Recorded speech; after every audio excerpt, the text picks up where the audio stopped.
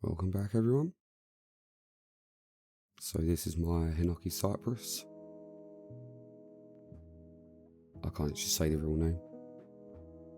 I mean I could, but I don't want to give it a stab.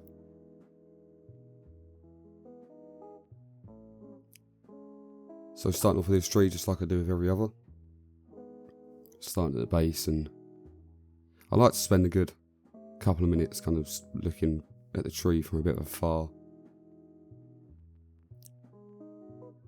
I don't know, I used to draw a lot, and to get a perspective I like and try and imagine what's going to be in front of me and what I can make of it. It's nice just to stand back and try and envision the tree that's going to be, and I think that's something that I've picked up over time doing this as well. When I first started styling trees, I wouldn't have been able to envision what a tree could look like. I just kind of went with the trees that I've already seen, and slowly over time my own creativity is kind of getting involved. And as you can see, the foliage in this one is small as well. This was bought with the same batch as the other two latest videos that I've made. And this is a oak tree, so this is the kind of style that I'm going for, that little billows of foliage everywhere. And obviously this is going to be a marmee sized tree, so trying to fit all that detail into a small tree isn't easy. We'll see how I get on. So yeah, this one's going to be styled a bit like an old oak tree.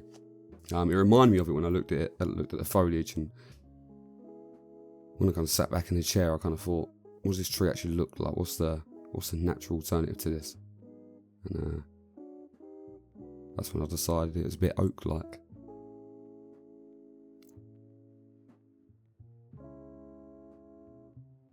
So I'm just looking around the base here, looking at the trunk and trying to figure out where my primary branches are going to be, where I'm going to start off.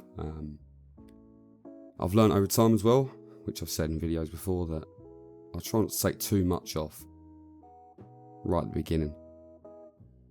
I think as a beginner you have a tendency to start cutting things off left, right and centre, and you end up with no actual workable branches for the composition that you're trying to make. And obviously some foliage reduction has to be done for it to look like a tree at all, otherwise it would just look like a little bush. But it's mostly like that. So what I usually take off first now is the dead stuff, obviously. Anything that doesn't make sense in the world of bonsai, i.e. branches growing over each other, crossing branches growing back inside the tree. And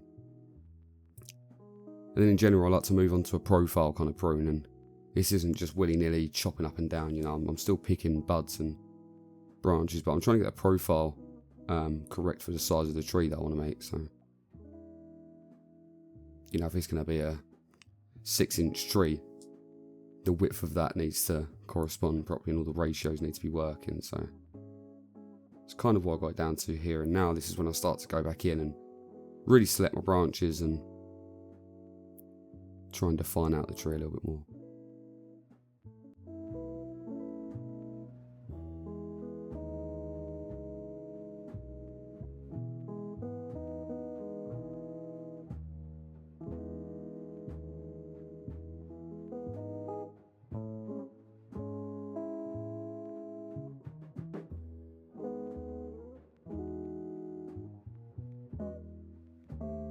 So I'm not sure what's preferred here. I don't know if it's better off me making short videos that are all cut up and you just see the main parts, or, I mean, I personally, you know, it is my channel, so I get to decide. But me personally, when I'm watching other bonsai creators, I like to watch the whole thing, right? I don't really want to see a skip from what it was to what it will be, or what it is at the end of the styling. I like to see the styling itself, just so I can understand what they're doing and what's going through their mind. Otherwise it can look like a bit like, you know, Blue Peter, here's one I made earlier. And I think for beginners especially, it's important to see the whole process of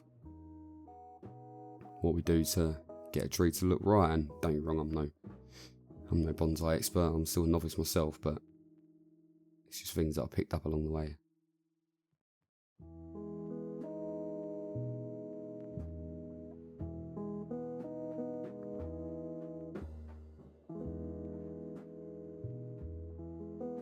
So it's a nice little species to work with, this one. As I say, the growth is very compact. I've actually got a Seka Hinoki as well outside. I believe it's a Chiraman. And they're very similar in the way that their foliage is quite dense. Obviously the Seka is way more dense than this, and there will be a video on that soon, as it does need a end of year kind of prune up. But the foliage is very dense, which means that you're able to create scale like you couldn't do with a typical cypress or most conifers in general, really. I mean, junipers, you can reduce the foliage quite a lot if you've got special junipers, or, you know, like blores or Shimpaku. But, you know, if you want to make a tiny tree, you need tiny foliage to make that scale possible.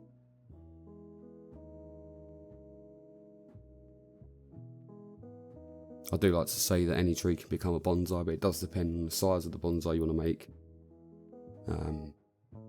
And the scale of it, right? So I wouldn't use something like a beech to try and make a main bonsai. The scale just wouldn't come across properly. I think you'd always be battling to try and reduce leaves, and you're going to make life very hard for yourself. And although sometimes a challenge when it's hard, it's, you don't want to make it so hard that you end up giving up on the idea.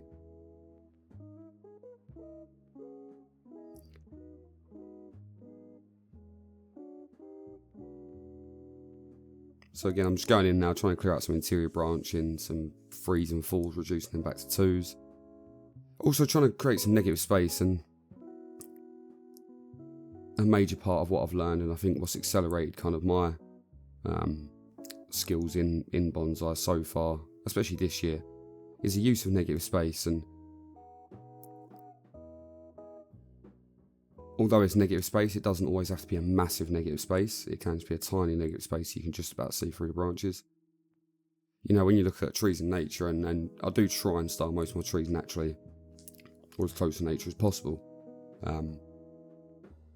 Like the large oak you saw in the previous picture, which I can put up again. There are gaps in between the branches, and you can kind of see through, but it's also kind of blurred. It isn't like it's big, large gaps that you're looking through. So that's the idea when you're going for this kind of naturalistic approach, that there are some gaps, but it's not exactly translucent.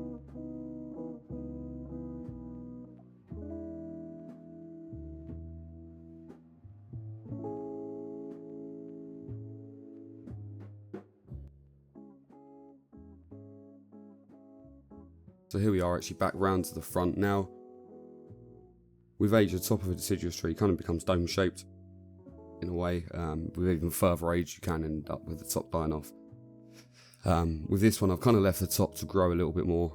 This is just because I wanted a continuation of the trunk a little bit. I want it a little bit taller, just so I can go a little bit wider. These are wider spreading than they are taller spreading. When grown naturally, I think it's something like 38 inches they roughly grow to across, and then 31 up. So the tree will be happy with growing out sideways, and it will be going vertical, which is quite nice for bonsai itself. Usually all I've got is things that want to grow up and up and up, like larches. But yeah, so give it a year or two and that should become more dome shaped in general. And there are some back branches here that I do need to fill some gaps, as you can see here. Near the apex, there are a few gaps there, but obviously they can fill in over time.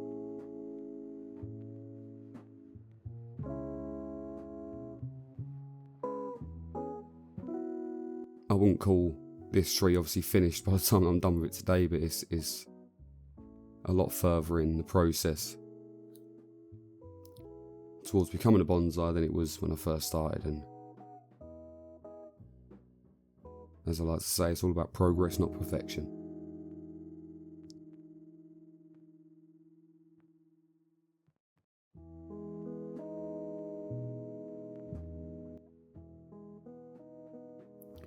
So once I've kind of cleared out all the minor branches, I do like to go back through and then have another think about the structural branches, the primary branches, because primary branches are going to stand the tree for the duration of its time, right?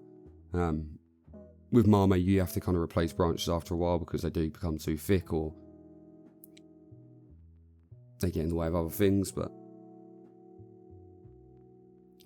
most of your primary branches are going to be staying in place, so you have to really clean up the crotches and make sure there isn't going to be any problems going forward.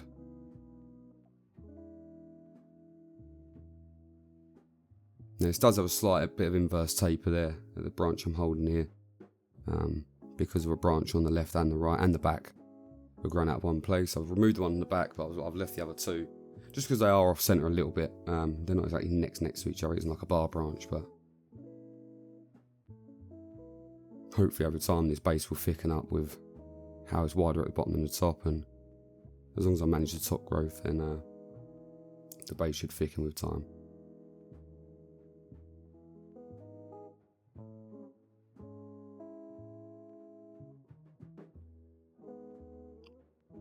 So I'm hoping you can see there are some obviously negative spaces now at the bottom of the trunk. This does actually go further into the soil. I haven't found the root base yet.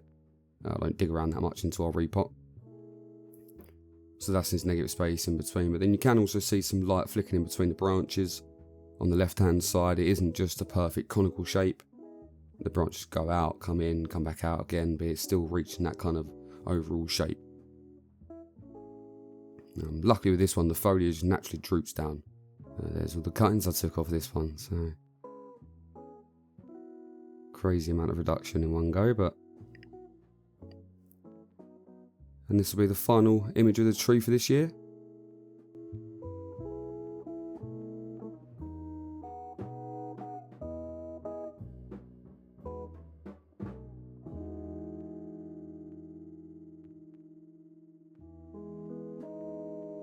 And that'll just about do it for this one. I've been Ricky. I'll see you in the next one.